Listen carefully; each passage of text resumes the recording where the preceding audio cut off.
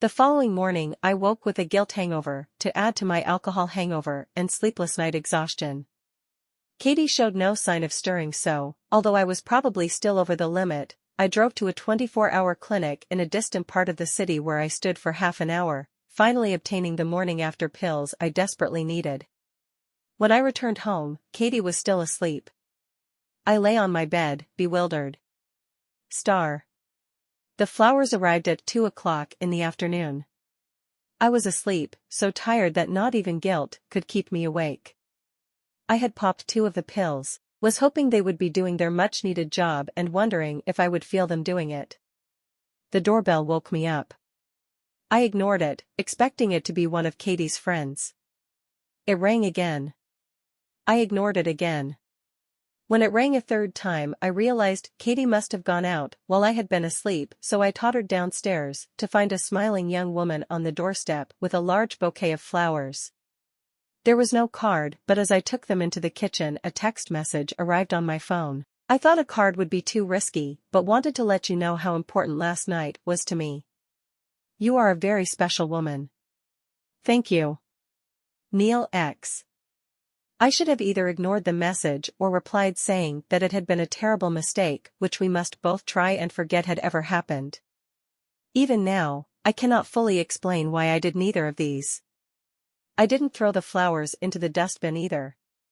Instead, I trimmed them, placed them carefully in a vase, then sat looking at them with a mug of coffee in my hand, thinking. My hangover had greatly reduced and the hour's sleep had gone some way towards restoring my composure, but even then I can't have been thinking clearly because I picked up my phone and began to type. The flowers are lovely, but you shouldn't have sent them. The response was almost instant. Mel. I'm so glad you replied. I thought you might not talk to me. I shouldn't talk to you.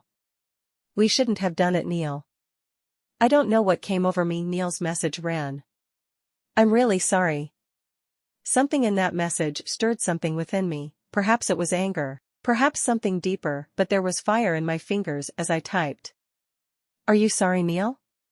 What do you mean? Simple question. Are you really sorry? Where the F word came from I have no idea. Until then I had been rather prudish in my vocabulary. There was a long delay before my phone beeped again. No, Mel. I'm not sorry at all. In fact, I'm pleased. The words stunned me. I stared at the screen in a combination of disbelief and guilty delight but could not think what to reply.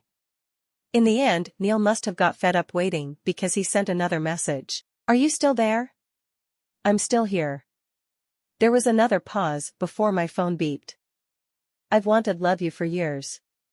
Ever since I met you.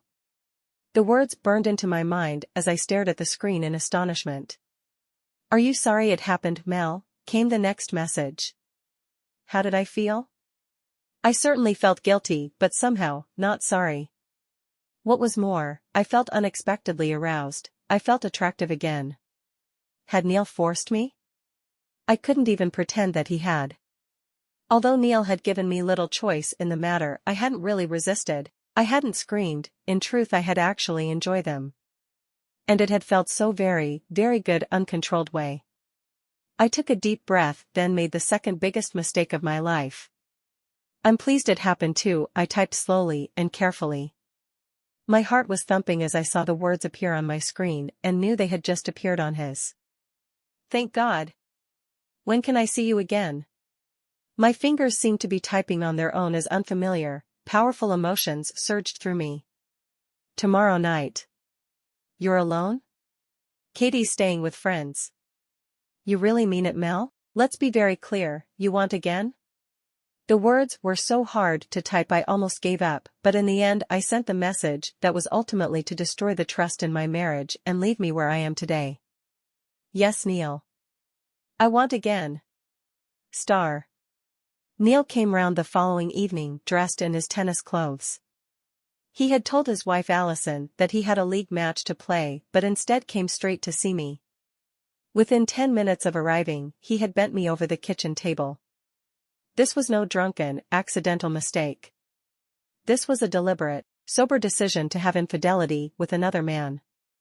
The first, pivotal act of infidelity out of the way, we could take our time about the second. This took place in the guest bedroom with the curtains open. I went back on the pill the very next day, hiding them in the depths of my sponge bag in the bathroom where I knew Chris would never look. That was how the first and I hope, only affair in my married life started.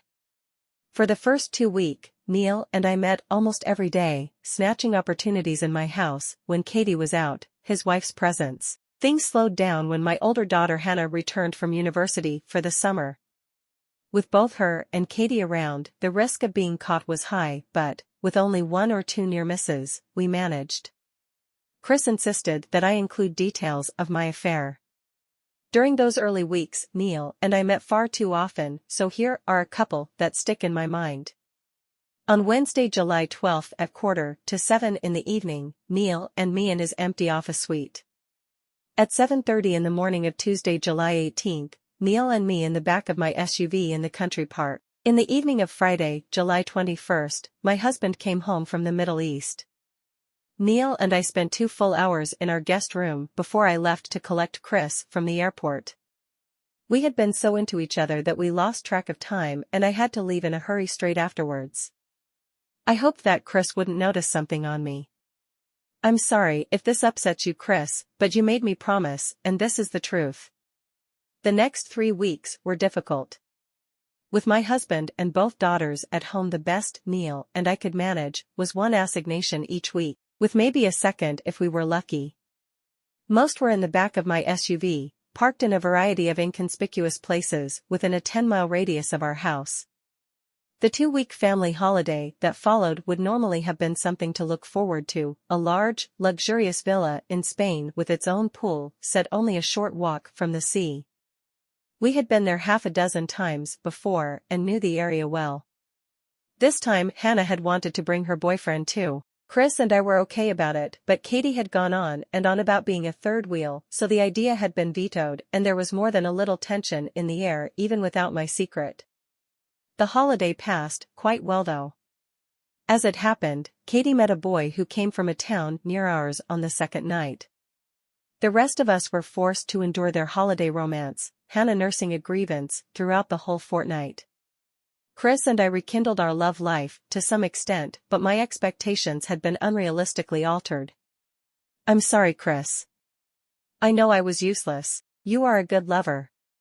When the holiday was over, I could hardly wait for the affair to begin again. I did not have to wait long.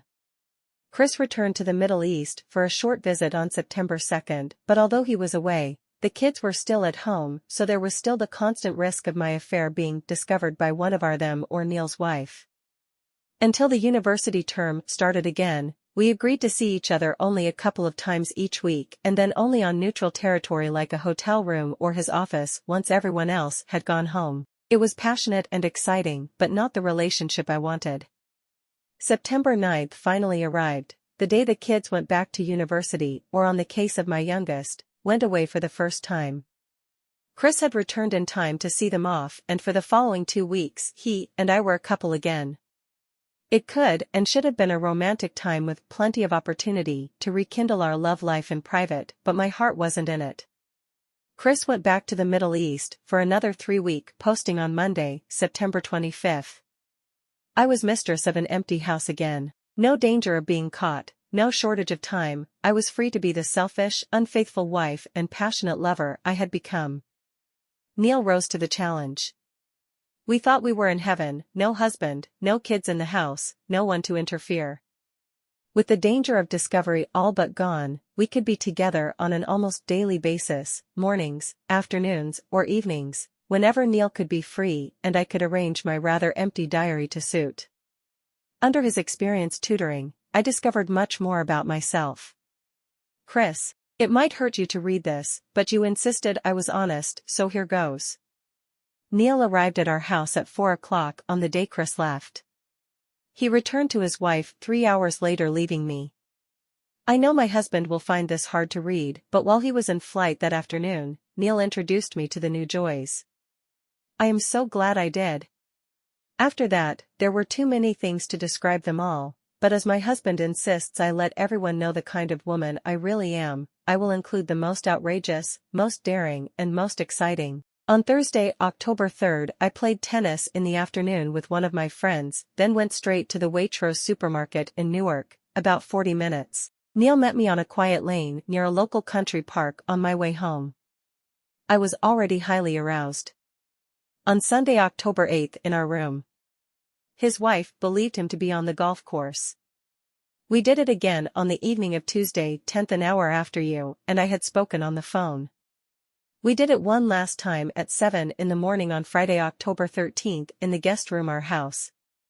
He had told Allison he was in London for a meeting. I really wish you and I had discovered it together rather than me discovering it during my only period of infidelity, but no matter how I wish otherwise, I can't change history. It's the deepest secret to come out of my affair. If you can read this and still respect me, we still have a chance together. Star. Our world came to an abrupt end on Monday, October 16, 2017. My husband's flight was due into Heathrow Airport at 8 o'clock that evening. As usual, I had planned to drive down late that afternoon to pick him up. Chris had told me it wasn't necessary, that he could easily get a taxi, but, possibly driven by guilt, I had insisted on going to collect him.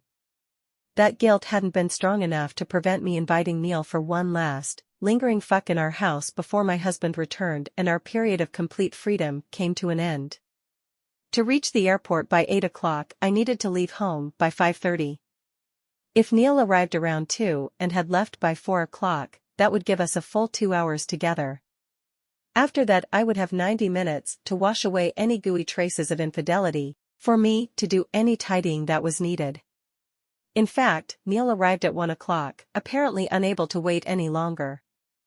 I was a little wrong-footed and completely unready when he arrived early, but was determined to give him the full benefit of my new purchases. Star. Neil left the house at 4 o'clock. We had spent 3 whole hours together, but nearly an hour of that had been spent talking. We kissed slowly before I let him out into the afternoon sunshine. Alone in the house, I realized I had more work to do than I had originally planned. There was still time to get it all sorted and meet my husband's plane if I got a move on. Rushing upstairs, I opened all the windows to let the air clear, then began to strip the bed. The sheets and duvet cover really were messy. No way must my husband see them, so I carried them down to the utility room, shoved them straight in the washing machine, then started the program.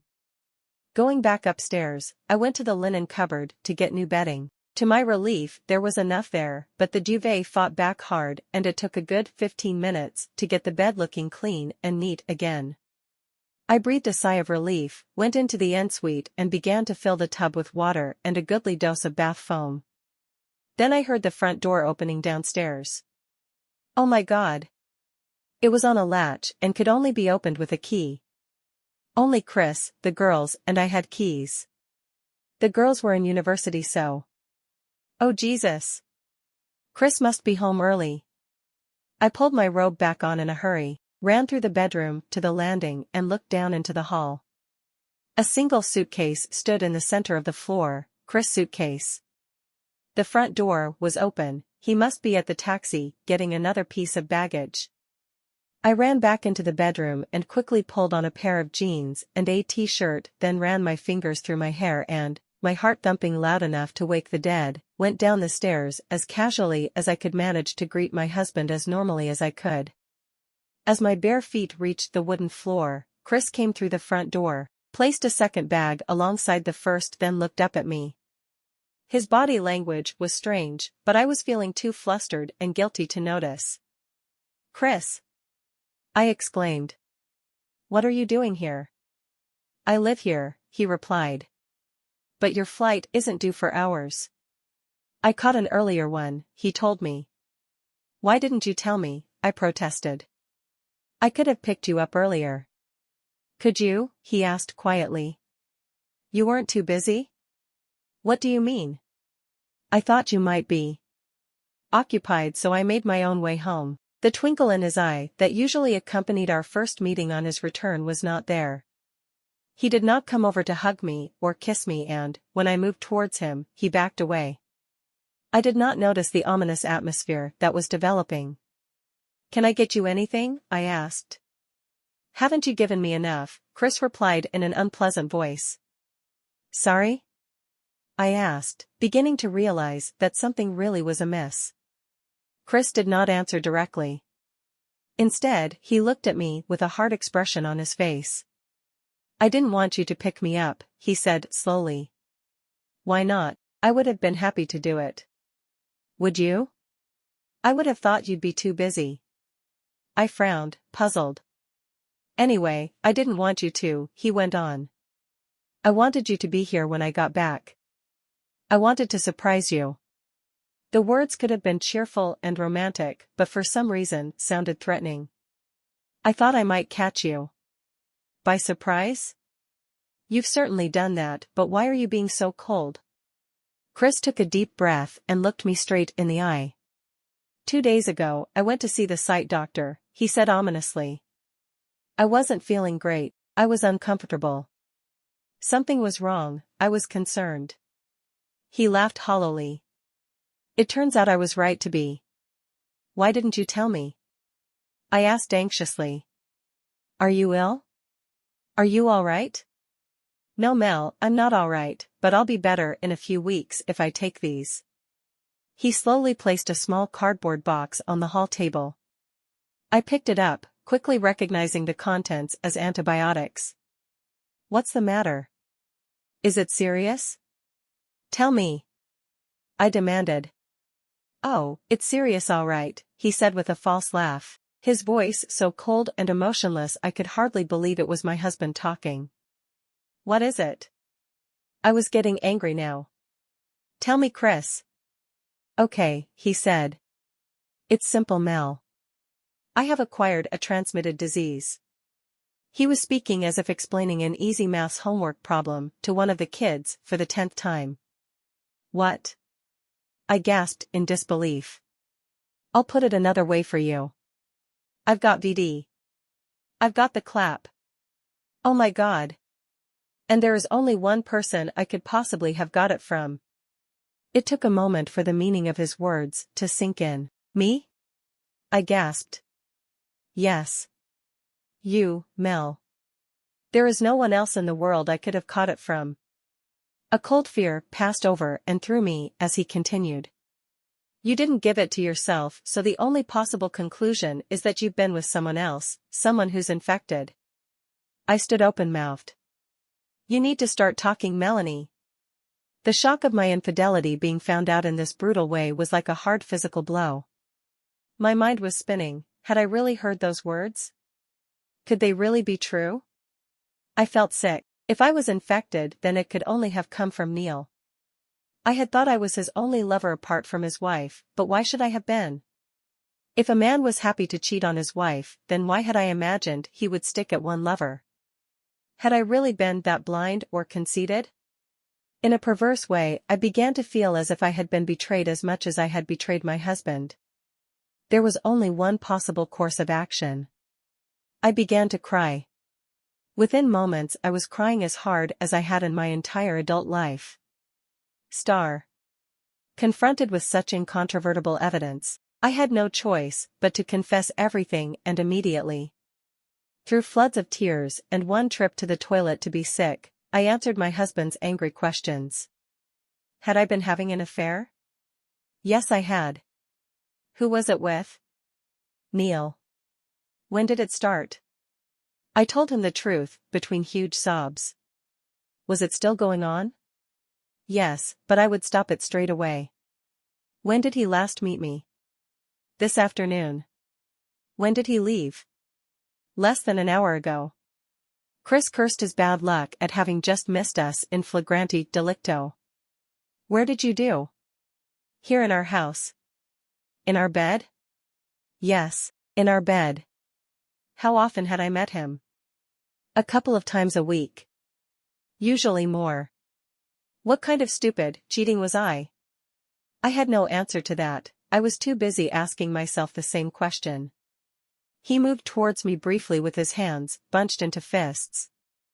For a moment I thought he was going to hit me, but he controlled himself at the last minute and instead pressed his face close to my neck. Then he kissed me hard on the lips. "I can smell him on you," he growled. "Chris, please. You disgust me, Melanie." He snarled, then left the room, returning a moment later with a set of keys in his hand, then walked out of the front door. A moment after that, I heard his car roaring out of the driveway. Melanie contacted me 3 months ago and asked whether I would be prepared to something that might help save her marriage. Describing herself as a housewife in her 40s, she has been married for 25 years and has 2 children, both currently at university. A year before she wrote to me, Melanie had an affair with the husband of one of her closest friends. It lasted only a few months and, as you will see, did not end well. She and her husband Chris had spent the previous 9 months trying to restore enough trust to hold their relationship together.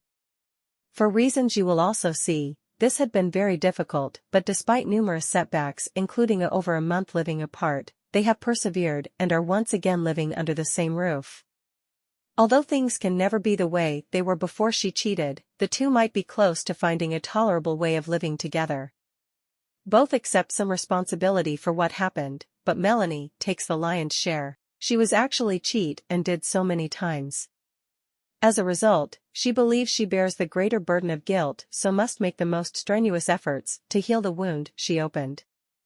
The publishing of her story online at her husband's insistence is part of this process, as well as being an aspect of the way they intend to live their lives from now on.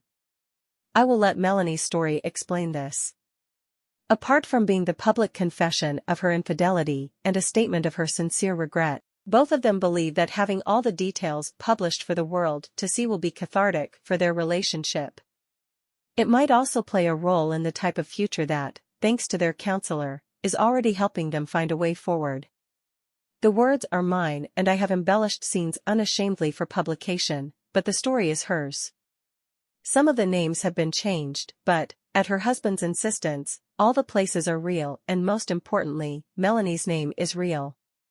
What happens to Melanie in this story happened to a woman called Melanie in real life. It is possible that someone they know will read this story and recognize her. This risk is one of the reasons why its publishing is such a key part of their new marriage contract. It is a risk Melanie says she is prepared to take to save her marriage to the man she now understands she really loves. It's so easy to let things get out of hand. All it takes is self-pity, an unexpected opportunity, and a little alcohol to ease the way, and before you know it, you're in a place you never expected to be with a life in front of you that you never expected to have. Let's get the most important part out right at the beginning. I first cheated on my husband Chris last year, just before midnight on Saturday, July 8, 2017. At that moment and for the first time since my marriage with another man's, and I ceased to be a faithful wife. Over the next few months I was cheating in many places, many more times, but for what little it's worth, I have only had one lover outside my marriage. But of course, that is one too many. Let's make it equally clear that I have no reason to believe that my husband has ever cheated on me, before or since that night. Nothing Chris did justifies my taking a lover and putting our marriage and family so selfishly at risk. I did it on my own. Fidelity is a one-way street. Once I cheat my husband, I could never again be the honest, faithful wife I was before. Whatever happens between Chris and me now, both he and I will always know that I'm a cheat. I did not intend to do it when I left home with my daughter earlier that evening for her school's leavers ball, but then as I was for the entire 16 weeks of passionate affair that followed. Had it not ended the way it did, the affair might still be going on. By way of confession, penance, and in the hope of saving what remains of my marriage, I asked Jenny to turn my selfishness and lack of judgment into a story so that the world can see what kind of wife I am. But most importantly, I hope my husband will read it and understand how very sorry I am. I hope he will be able to forgive me in his heart the way he says he does with his words. I've always been known as Mel. It's short for Melanie, but I've never been called that, apart from when I'm being told off. As a girl I was something of a tomboy and the name Mel just seemed to fit me better, so it has stuck with me all my life. A year after the events of this story take place, I am 48 years old. That's quite a confession for a woman to make, but I promised myself I'd be as honest as possible in the hope that seeing the truth published will be more cathartic for my husband Chris and me. I know I find it so. Until these events took place, I had a really nice life. I just didn't realize how lucky I was until I came close to losing it. I'm still not sure things can ever be the same again. I live in a large, expensive house in a fashionable suburb of a city in the English Midlands. I'm married to Chris, who is actually a few years older than me, although thanks to his slim, athletic build and despite his graying hair, he does not look it. We have both been into fitness for years and for a long time belonged to a local health club, but with Chris being away so much his membership was hardly good value for money and we let it lapse. My husband has a senior position in, shall we say, the petrochemicals industry. Unfortunately, this means he often has to go abroad, sometimes for a week, sometimes a month or more. At the time this story takes place, he was supervising a large construction project in a Middle Eastern country and was working there for 3 weeks out of every 4. The drawbacks of this lifestyle are obvious. Separation, loneliness, and of course, frustration for both of us. The reward is equally obvious. He earns a great deal of money, more than enough for me not to have to work and to have a lifestyle most women would dream of. When Chris was home, we had a very active life indeed. Regular periods of absence made both the heart grow stronger, so when we were in the same house together, and when privacy permitted. Until it all happened, of course. We have 2 good-looking children, let's call them Hannah and Katie. Both went to private school and are currently at university. When these events took place, Katie, my younger child, was still living at home, so for years I had been unable to visit or stay with Chris when he was away, as some of the other company wives did. Anyway, he was often sent to places that weren't safe for me to go. Even before university, our children were fairly independent and went out with their friends a lot. I had plenty of time to spend as I would like, usually at my part-time, voluntary job, seeing my friends, in the gym or, as the movie would have it, just being home alone. For the benefit of male readers, I know you want to know, I'd better tell you a bit about me physically. I'm quite tall for a woman and am usually blonde, especially just after I've been to the hairdresser. That's another confession for the list. I'm quite slim and visit the gym at least 5 times a week, preferring classes to simply running on treadmills or lifting weights. I keep assuring myself I'm not an exercise addict, my figure is slim rather than skinny. Sadly, all that has changed now. Oh yes, as a result of a drunken evening on holiday in Bangkok with my husband 10 few years ago, I also have a small tattoo on my lower belly, on the right-hand side. Chris has the mirror image of it in a similar place on his left-hand side. Our marriage had been a happy one, though Chris' latest promotion and the resulting increase in his absence from home were putting a strain on our relationship. In the months before I first cheated, Chris had been away for all but a handful of weeks. His project had run into both geological and political difficulties, which only someone as senior as him could hope to resolve. I had therefore been on my own for most of the year. I had been forced to go through Hannah's A-level exams and the trauma of university entrance without his support 2 years ago, and had just gone through the same with Katie. The other mums were a big help, but parents get very competitive when it comes to their children's achievements, so there was a limit to the support I could expect from them. But back to my confession. During therapy afterwards, the relationship counselor told Chris and me that nearly a third of all British women between 20 and 35 have cheated at least once. Most of those infidelities are never discovered and the women go on to have normal relationships with their original husbands or partners. I was a little late in joining them in the role of cheating wife. It remains to be seen whether I'm going to have a normal marriage ever again. The jury is still very much out on that. This story is part of the process Chris and I are going through to try and respite some trust. The man I had my rather delayed affair with is called Neil. I'd better tell you about him. Every married woman has a Neil in their lives. I don't mean the man she is unfaithful with, I mean the man she feels she might like to be unfaithful with if she ever was but knows she never would. Female readers will know what I mean. The Neil in every woman's life is often someone at work. With the perversity of women's minds, it is often either her boss or someone significantly below her in the hierarchy, such as a good-looking young courier or a creative artist. If there are no good options at work, the role is often taken by the husband or partner of a close friend, someone she finds physically attractive and gets on with well. He is usually good-looking, but is always charming. In short, he's the man outside your marriage who makes you feel most special. Perhaps he flirts with you a little in a light, harmless way, but in doing so makes you feel more attractive than you have for years. Perhaps he compliments you on your choice of clothes or your hair from time to time, again probably without an ulterior motive, but in a way that makes you feel like a real woman again after so many years of marriage. There is usually nothing overt about it. He will kiss you goodbye at the end of the evening in the perfectly normal way that good friends do, but you get a small thrill from it anyway. Most married women have at least one man in her life that makes her feel this way. A man she looks forward to seeing but would never dream of meeting on her own. He features in her unspoken fantasies. She wonders what it would be like to kiss him properly, to walk down the beach at sunset holding his hand.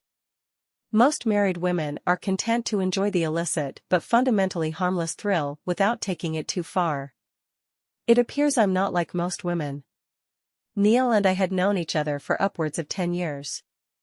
Their oldest daughter Sophie is the same age as our youngest, Chris, and I had been introduced to him and his wife Allison through mutual friends. Since then we had been to the same dinner parties and other social events many times. We seldom went out together as a group of 4, but we had seen enough of each other for me to develop the kind of crush on Neil that I've just described. Physically imposing, Neil is tall and well-built, goes to the gym at least 3 times a week and competes in half marathons 2 or 3 times a year. He's successful at work too, lives in a large, expensive house and drives a large SUV rather more impressive than my own. I would have admired him from a distance just for these achievements, but what pushed him into the special category was that, on the many occasions I had sat next to him at the dinner table, he had paid me closer and more sincere attention than any of our other male friends ever had. Flirting was light and only part of the attraction. What Neil did was ask questions and, unlike most men of my acquaintance, actually listen to the answers. He actually showed genuine interest in the people he talked to. As a middle-aged married woman, I can tell you that a man like that is rare. An hour's conversation with him made me feel interesting and attractive in a way I seldom felt those days, especially with an absent husband who was unable to pay me any kind of attention at all. The summer in which all this happened was one in which my husband had been away on business more than usual. Being our youngest's last term at school, with the pressure of exams followed by end-of-term and end-of-school days parties both for the kids and for us their parents, my family and social life had been hectic. Effectively a single mum, I was by now well used to going to dinner parties without a partner and to other events on my own or with another couple. By now my friends were used to me being a third wheel too. When it was possible, I would be paired around the table with any unaccompanied male who was also invited but never in the expectation that I was on the lookout for another part-time partner. Indeed, more often than not, the single male would be placed across the table from me with more familiar companions on my left and right. Neil was frequently put in the role of dinner table escort, a position he filled exceptionally well and which I looked forward to. He was playing that role at the leavers ball that my younger daughter's school was throwing for those students who had just finished their A-level examinations and who would shortly be departing for the next stage in their young lives, be it university like Katie, work, or travel. As parents we envied their choices, often complaining that the option simply to go and see the world was not open to us, despite our supposedly more privileged youth. From the same event thrown for my older daughter Hannah 2 years previously, I knew what to expect that evening. The girls would be dressed immaculately in cocktail dresses with heels high. Their hair would be inexpensively coiffed into spectacular formations. They would be happy, they would be sad. They would laugh and cry, they would dance, they would talk. I also knew that several of them would get spectacularly drunk and be sick. Chris being away on one of his longer absences, I was attending the event only with my daughter. Her exams had finished only a few days ago, and we were both exhausted, Katie with the pressure of study, me with the stress of having a highly strung teenage girl at my side constantly. Though well used to my husband's absences, this time I was more than usually resentful.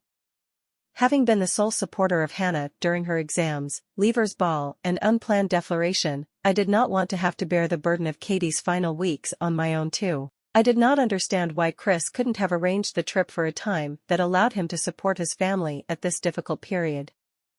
During the uncharacteristic rows that immediately preceded his departure, I had even accused him of deliberately leaving me in sole charge of our high-maintenance daughter while he relaxed in the expat bars. Deep down I knew this wasn't true, but at the time my anger and resentment had made me a bitter woman. Not knowing what was to come next in my life, I considered the next 10 days to be some of the most stressful I had known up till then. Always an emotional girl, the pressures of Katie's A-level exams, with the consequences they had for her future, meant she and I spent 2 evenings out of 3 in tears. I cursed my husband's absence daily.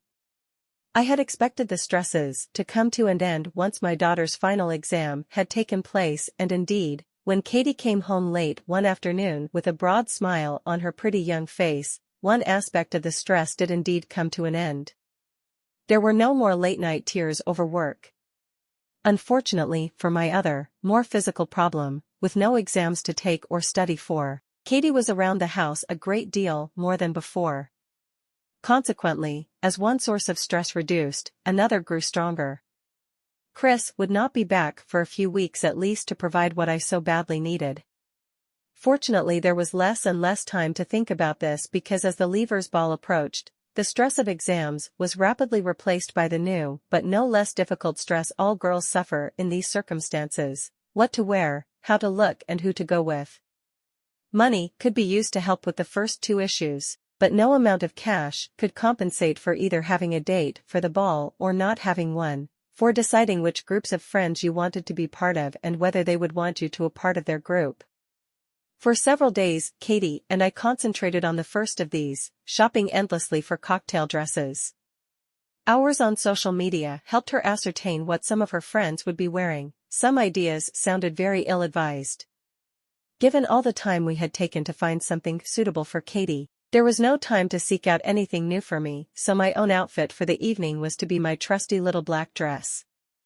On the day itself, the plan was for 3 of Katie's friends to come to our large house to put the final touches to their outfits and have a pre-ball cocktail.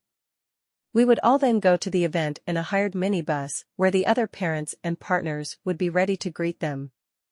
This is when things began to go wrong. In the first place, there was far too much for one mum to do to get 4 teenage girls ready for an event as socially important as this. I was literally running up and down the stairs for 2 hours fetching different but essentials items, safety pins, hair grips, ribbons, and the like. Secondly, all this was accompanied by the need to serve mojitos to all 4 prima donnas as they dressed and talked hysterically about who was partnering who. The third problem was that, with all this fuss going on, I had far too little time to get myself ready. Indeed, with only 10 minutes to go before the minibus was due to arrive, I was piling my daughter's hair high on her head into the fashionable style she had demanded, but which to me looked like an untidy bird's nest. As a result, my own preparations had to be lightning fast. Assisted by a third cocktail that unknown to me had been liberally spiked, I quickly pulled on my dress and tried to make myself look nice. 15 hurried minutes later, the minibus pulled up and my preparations had to cease immediately. Descending the stairs, I ushered the already tipsy gaggle of girls into the vehicle, grabbed my evening bag, slipped on my own black heels, and joined them on their way to the ball. The room in which we entered was high-ceilinged, lavishly decorated, and very noisy. Delighted shrieks of teenage girls filled every corner as they saw, admired, loved, hated, and criticized the dresses of their friends and enemies as they arrived. Those with partners were envied, those without were on the lookout for one. Katie and the other girls passed through the doors with me in tow, along with a large group which had arrived by bus. Every arriving teen was given a glass of champagne, photographed, then quickly absorbed into the melee, leaving their parents or other adult escorts to fend for themselves. I found myself abandoned within 20 minutes of arriving, sipping a second glass of champagne and trying to pretend the seating plan was the most interesting thing I had seen in years. Looks like I'm next to you again, a voice behind me said cheerfully. You never did have much luck, Mel. I turned to find Neil and his wife Allison standing close by me, trying to locate their own table on the rather confusing plan. We kissed our hellos, then ambled through to the large dining room, chatting happily. As we found our table and greeted all the other diners, I found that I had indeed been placed next to Neil and alongside another man I recognized as a fellow parent but who I had not met before. I remember feeling a little unsteady on my heels even this early in the evening, but I want to make it clear here and now that I am not trying to excuse what happened by putting the blame on alcohol. I accept full responsibility for my part in that. The preliminaries over, we drank a champagne toast to our school-leaving kids, then settled at the table. The atmosphere was warm and friendly, becoming even friendlier as the wine to accompany the starters was passed round. My new neighbor politely filled my glass, but after 15 minutes chat it soon became apparent that he and I had little in common. I planned to watch the attempted seduction with amusement, not knowing that the girl in greatest danger that night was me. Whatever else he might be, in company Neil is a real charmer. Seeing the difficulties I was having conversing with the man to my right, he apologized to his companion and turned his attention almost exclusively to me. Given the venue, the conversation inevitably started with the exchange of information about what our daughters were going to do next in their lives: university for Katie, travel for his daughter Sophie. From there we moved on to what our respective plans were for the summer, where we would go on holiday, where we had been in the past and had loved. By now the starters had been cleared away. Freed from table mess, Neil had turned his attention towards me, much to the irritation of the lady on his left. Naturally I had turned towards him. After another unsuccessful attempt to engage the man on my right in conversation, I ate my meal in silence for a while before Neil spotted my isolation and came to the rescue again. We chatted throughout the main course, Neil keeping my glass full, this time moving on to the problems teenage girls had with their parents. This naturally led to us standing up to try and to see how dinner was going for the girls. Once we had located them in the crowd, apart from being even more obviously tipsy than I felt, they looked very happy. Once coffee had been served and more champagne toasts drunk, the table broke up and the band began to play. For a while I danced in front of the stage with Katie and her friends, several of whom were clearly very much the worse for drink. Then I danced with a group of other mums I knew well. It was fun, a great way to let off steam. As I danced I exchanged broad smiles with Neil, who was with his wife Allison in the corner of the floor. After an hour of hot, sweaty exertions, the slow dances began. Having no romantic partner, I returned to our table to have a long drink of water and cool down. As I sat in the darkness, I could see Katie on the dance floor in the arms of a young man I immediately recognized as a first-team footballer she had had a crush on for at least 2 years. In the past I had found the usual teenage unposted letters hidden in her room, covered in pink hearts. I poured another glass of red wine and watched there, feeling more and more envious. They make a good couple, Neil's voice, once again coming from behind, brought me back from my reverie. Have they been together long? About 2 hours, I smiled. Katie's fancied him for years though. Good luck to them both, he said, sitting on the chair facing mine, filling his glass again and topping up mine. The band was so loud that we had to lean very close together for either of us to hear. You don't fancy doing the same out there with Allison? I teased, nodding to the young smooching couple. Nah. You know what Allison's like. Besides, she's otherwise occupied. What do you mean? Sophie is being sick in the ladies' room, he grunted. Ollie is looking after her. I'm so sorry. Should I help? I've been told to butt out and not to let anyone know. You've told me, I grinned. He gripped my hand playfully. You don't count, Mel. That's no way to make a girl feel special. I joked, pretending to turn away. Neil held my hand tightly to prevent me moving them, leaned really close to whisper in my ear. I'd like to make you feel very special, Melanie. There was a long pause as we stared into each other's eyes, neither knowing what to say or do. What might have happened then I will never know, because at that moment the music came to an end and, to rapturous applause, the MC announced the imminent commencement of the firework display. "Fancy watching?" Neil asked. "What about Allison and Sophie?" "They'll call when they want me," he said, patting his breast pocket. "Till then I'm to let them get on with it in private." "Coming?" Neil smiled, offering me his hand. I took it, still unsure what if anything had just happened between us, then followed him out through the French windows and into the hall's extensive grounds where a large crowd of teenagers were gathered together in a knot in the middle of the viewing area. There was no room for anyone else. I don't fancy being crushed against a crowd of vomiting kids, do you? Neil pulled another face. No, I agreed. Is there another viewpoint? I saw a few couples going off in that direction. He pointed to a narrow, but well-defined path through the ornamental shrubbery. Shall we see? The fireworks had not started, so we strolled along the garden paths away from the main building.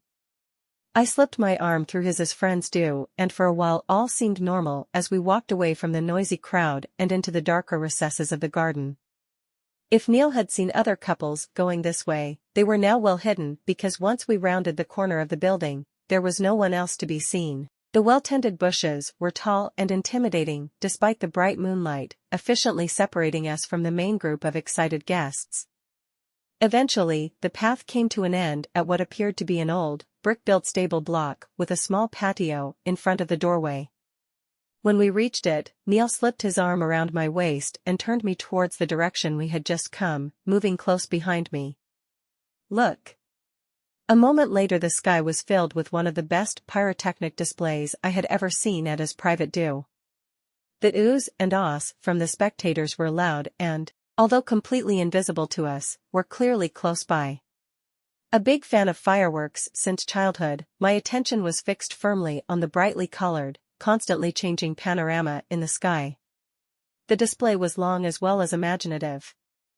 I watched excitedly, barely noticing that Neil had started hug me. I turned my head towards him, a look of puzzlement on my face. He kissed me lightly on the lips. For a second, I recoiled in shock. Had my friend's husband really just pressed his lips onto mine? Then he kissed me again, a little harder. This time there could be no mistaking it. Neil had deliberately kissed me on the lips.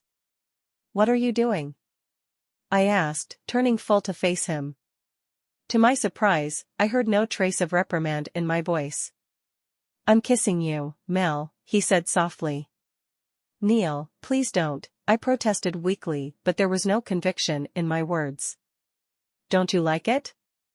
I thought you wanted to feel special." "Neil, please." "We'd better go back," I mumbled into his mouth. "Do you want to go back, Mel?" Not really." I relied, horrified at what I had just said. "Neither do I," he smiled. "It's just a bit of fun after all." "Fun? If anyone needs a bit of fun, Mel, I reckon it's you." And then it all began. Without another word I began to kiss him back. Can you guess what happens next? "Are you okay?" he asked anxiously. I couldn't reply, my head still spinning from the combination of alcohol. "Mel," he insisted. "Please. Are you okay?" I'm okay, I need to go to the ladies' room." "Yes. Yes, of course," Neil stammered, seeing my distress. "Take my arm." Back along the path towards the ballroom, but before we had gone more than a few steps I broke away from him. "No. Wait." I exclaimed suddenly, stopping abruptly. "What's the matter?" he said. "We can't go inside like this." I hissed. "We can't go in together for God's sake." "What would that look like?" "You go on ahead." "But..." "Just go, Neil." I hissed. Reluctantly but obediently, Neil did as I had told him, looking back over his shoulder 3 times, before disappearing into the lobby. Once he had entered the building, for the benefit of prying eyes obviously alone, I slipped as silently as I could around the back of the hotel into the staff entrance. To my relief, there was no one to see as I took off my heels and padded down the corridor to the staff toilet where I closed the door firmly and locked it. Safe for a moment, I breathed out heavily. What in God's name had I done? And had anyone seen me do it? I thought hard. As far as I knew, nobody had seen me either with Neil. As far as I knew. As I anxiously rejoined the party, constantly on the lookout for signs that we had been observed in our fucking, the answer to that question became increasingly clear and very quickly too. For the rest of the night, we avoided each other like the plague, each taking care not to be seen in the other's company. Eventually, the evening came to an end. As Katie and I went home together in the back of our taxi, she was full of excitement and giggles. Unseen by me, her new dance partner had asked her to go out with him. Fortunately, full of her new romance, my daughter did not ask me a single question about my evening. Normally this selfishness would have annoyed me, but that night I thanked my lucky stars for teenage love. I lay there in the darkness, trying to come to terms with the knowledge that for the first time in my life I had cheated on my husband. It had been hurried, crude, dirty, tawdry, but even then I could not deny that it had been more exciting than I had believed possible. It had been foolish in the extreme and an act of betrayal too, but as the bed and the room spanned slowly round, the memories that stuck most firmly in my mind were of the pleasure and the sheer joy at feeling young again. Then the guilt took over. I began to drift into what would inevitably be only a troubled, uneasy sleep. My mind full of guilt, fear, and remorse. Suddenly I sat bolt upright in bed.